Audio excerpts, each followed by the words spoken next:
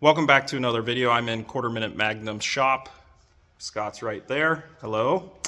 We're gonna have a fun little discussion on bullet selection and bullet construction. So we had this talk last Sunday or a couple days ago about why you don't really care about bonded or monolithic bullets, and that's kind of what we want to talk about right now.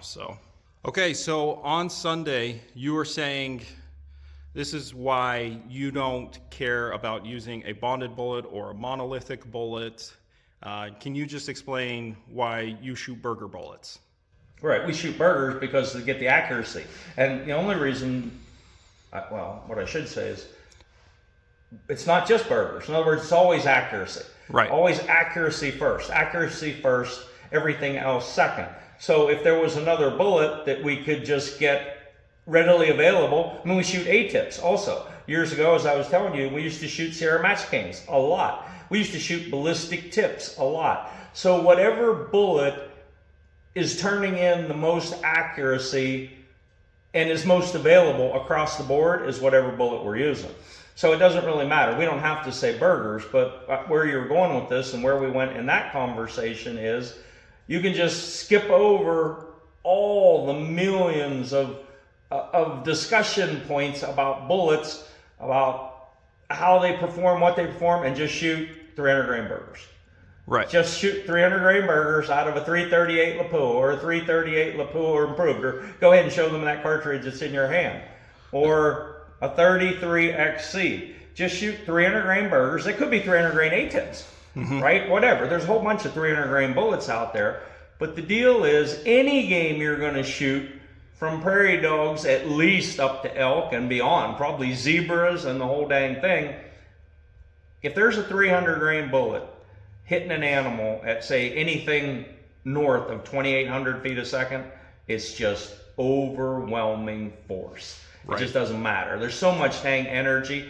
And the thing is, if the bullet fails, say the bullet splits into three pieces, well, now you have three 100 grain projectiles. Yeah. Right? So that's like getting hit with three 243s all at the exact same second.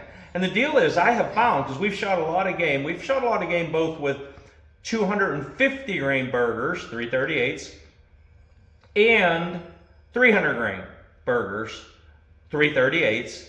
They don't fail. I mean, it seems like there's such a massive lead there that even if they do, if they shed a lot of their weight, say a 300 grain bullet sheds a third of its weight. Well, big deal. It still weighs 200 grains. So that's more than a 200 grain bullet that you started out with in any other cartridge. Generally, you have a 338 hole going in, and you've generally got on elk, at least on elk, and I've shot deer with them too, even whitetails I've shot with them. You've got an exit hole somewhere between the size of a golf ball and a tennis ball. And they don't go anywhere, by the way. Right. I mean, even the elk, they just hit the dirt because, I don't know, the energy's, it's like 5,000 foot-pounds energy. It's a huge amount of muzzle energy. So, yeah, I just, and that, it's not like I just woke up one day and said, hey, I'll just shoot 300 grain bullets. I did the same progression that all other people do. Like when I was a kid, I started out with 308 Winchester, and then I went to 270 Winchester. And then I killed a lot of game with a 270, by the way, with 130s. And I went to 150s. But again, I went through all of it, from fragile bullets to partitions, to, remember, fail safes? Yeah. All those different bullets. So I went 270, 7 mag, 300 Winchester. It was a progression of larger and larger cartridges. And as you step up in cartridges, if you're shooting enough game, you do see a difference. I mean, the way that a deer gets hit with a 7 mag is a whole lot different than the way a deer gets hit with a 308 Winchester. They might both be dead deer, but the 7 mag puts a whole lot worse hurt on them, right? Right. So it was a progression from larger and larger cartridges to eventually I made the jump to 338. Again, it doesn't really matter what case it's in, as long as it's, say, we'll start at 338 Win Mag, which, by the way, I built a bunch of them for 250s. They'll only go like 2,800 feet a second, or maybe 2750. But the guys I build them for think they're the hammer of Thor. Yeah. I mean, they just smack stuff, right? So, but anyways, 338 Win Mag, then like 340. I never killed anything with a 340, but that's one step up. Then we shot a bunch of game with 338 RUM, both with 250s and 300s. I built them both ways. That's a really good cartridge. That's an overlooked cartridge. But then because of brass quality, I might have stayed with that if there would have been really high brass quality. But then the 338 Lapua, Yeah. we went to that because of the brass quality. And I got to tell you, as soon as I went to 338 Lapua with either the 250s or the 300s, holy cow. I mean, it was such a step up in performance, especially on elk. I mean, like I said, they don't take a step. Not one dang step. You hit them and they just go down. And he shot a lot of elk. A lot of elk, yeah. And so, and it's not just me. Other people used to go with us, friends, neighbors, help little kids, stuff like that, helping other people out. So to me, the shooting part is not what it's all about. I like to see what happens. So I almost rather take another person, take someone else hunting and get to watch the whole dang thing, watch the bullet going down range, watch it hit, see what kind of, and then get up there and, dig in and see what it did, right? Right. I like to know what the bullet actually did, but all I'm saying is, when we went to 338 anything, and we went to 250s or 300s, the whole thought of bullet failure, of too much, doesn't matter, bullet failure, it just stopped. It just all stopped. So if I was to go back and be a young man again and just say I was going to hunt everything in North America, I'd just start with a 338 Lapua, with either 250s or 300s. I will say, the 250s, you still have to be somewhat aware of missing heavy bone.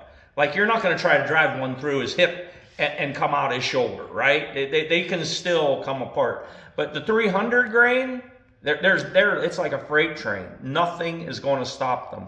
We have shot steel with them, mild steel. Trust me, you don't want to shoot your gongs with a 338 Lapua or Lapua improved with 300 grain bullets. They'll go through 3/4 of an inch of mild steel. Punch right through it like it's not even there. So it's a lot of energy. The deal is, if I was to go back, I'd be hunting with 338 Lapua. So the question is, most people don't want to deal with that recoil though. So. But it's a hunting gun. Yeah. You know what I mean? That's an issue. We always run into that with customers. The guy will start out the conversation by saying, I want extreme accuracy. He'll list a whole bunch of things that simply don't exist. I want extreme accuracy. I want a light gun.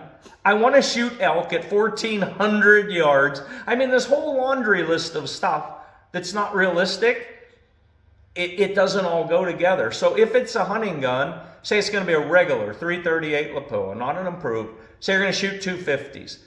You can build that gun, say total gun weight, scope and all, will weigh, say, 11 to 12 pounds. You can absolutely, if you're an experienced shooter, you can shoot that without a break. You can pack that around, shoot it, do whatever, right? When you go to the 300 grain bullet, you have to be an experienced shooter. The gun should weigh at least 12 or more pounds to get away without a break. For most people, shooting 338 means a break. Now, I hate breaks, but I'd rather have 28-inch barrel with no brake to get the extra velocity than to have a 26 with a brake on it, which makes it 28 anyways. That's the other thing with all these big cartridges, 26-inch barrels minimum. 100%. 27 better, 28 better, 29 depending on how you hunt. By the time you get to 30, that's for like tower stands and shooting across bean fields, and you can't really pack a 30 around, but yeah.